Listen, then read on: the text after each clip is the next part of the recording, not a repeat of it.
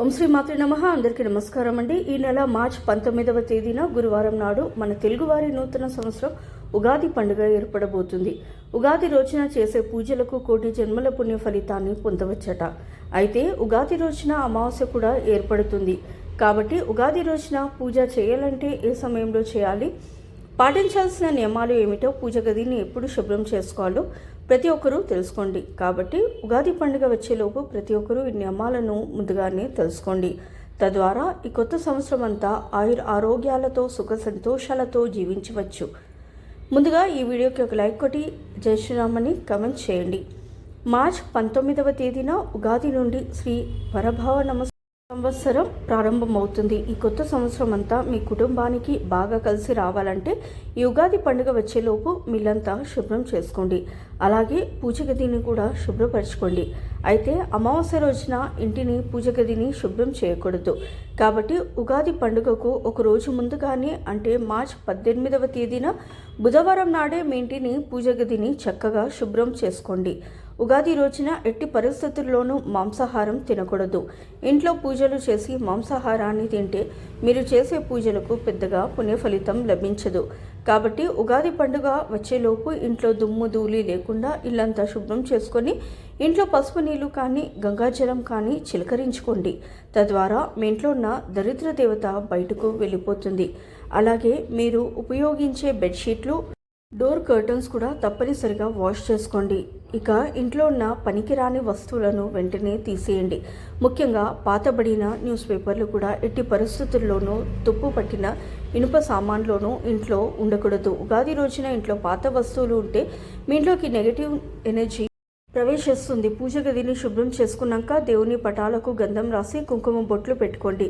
ఇక సాధారణంగా మనలో చాలామంది ఆడవారు పూజ గదిలో న్యూస్ పేపర్లు వేస్తూ ఉంటారు. కానీ ఈ అలవాటును ప్రతి ఒక్కరూ మార్చుకోవాలి.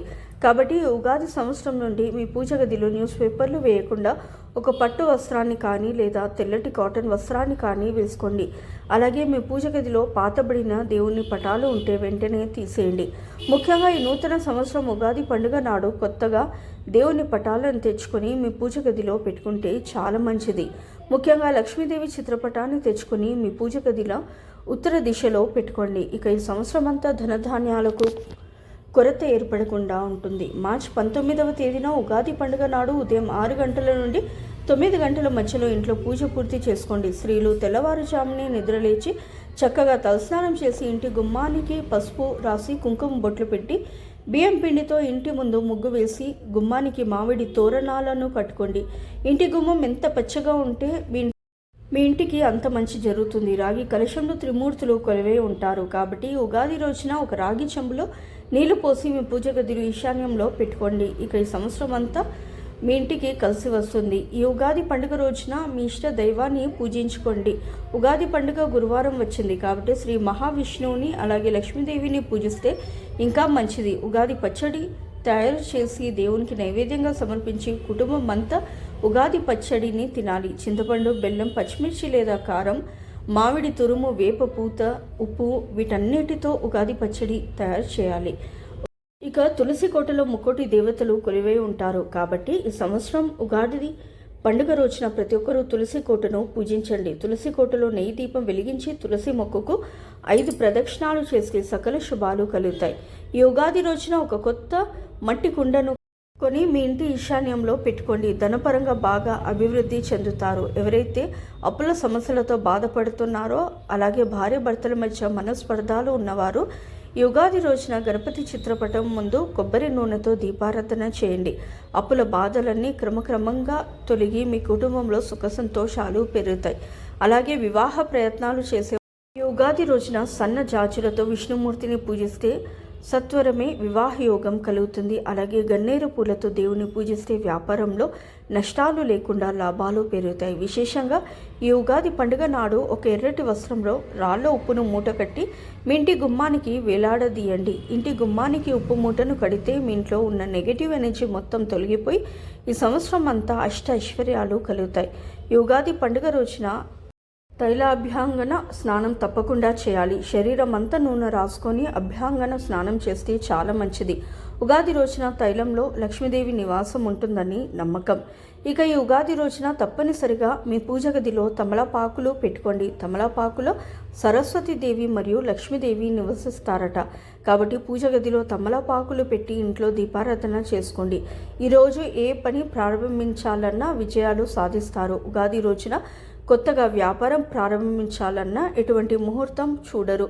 ప్రతి క్షణం శుభముహూర్తంగానే భావిస్తారు. అలాగే ఉగాది రోజున మీ దగ్గరలో ఉన్న దేవాలయానికి వెళ్ళి దేవుణ్ణి దర్శించుకొని ఆలయంలో జరిగే పంచాంగన శ్రవణాన్ని వినండి. అలాగే గోమాతలో 33 కోట్ల మంది దేవతలు నివసిస్తారు. కాబట్టి ఉగాది పర్వదినాన గోవు తోకను నిమిరి గోవుకు ప్రదక్షిణాలు చేసి గోవుకు అరటి పండ్లను తినిపించండి. లక్ష్మీదేవి ఎంతో సంతోషించి కోరిన వరాలన్నీ వెంటనే ప్రసాదిస్తుంది.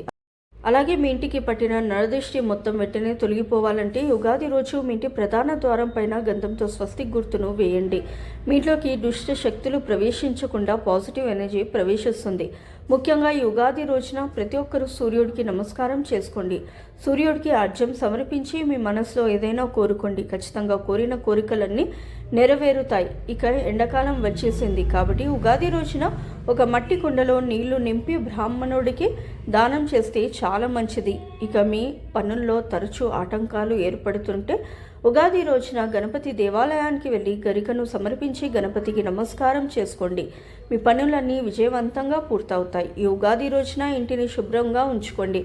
ఇల్లంతా పసుపు నీళ్లు చల్లుకోండి. ఇల్లు శుభ్రంగా లేకపోతే లక్ష్మీ కటాక్షం తగ్గి ఇంటి సంపద నశిస్తుంది. ఉగాది రోజున ఎట్టి పరిస్థితుల్లోనూ ఆలస్యంగా నిద్ర లేవకూడదు. ప్రతి ఒక్కరూ ఉదయాన్నే నిద్రలేచి చక్కగా తలస్నానం చేయండి. అలాగే ఈ రోజున మాంసాహారం తినకూడదు. ఇంట్లో భర్తలు గొడవలు పడకూడదు. అలాగే ఈ పండుగ రోజున అప్పు చేయకూడదు. ఇక జుట్టు కత్తిరించడం, గోర్లు కత్తిరించడం అస్సలు చేయకండి. ముఖ్యంగా ఈ ఉగాది పండుగ నాడు నలుపు రంగు వస్త్రాలు అస్సలు ధరించకూడదు. ఎరుపు రంగు వస్త్రాలు కానీ పసుపు రంగు వస్త్రాలు కానీ ధరించండి.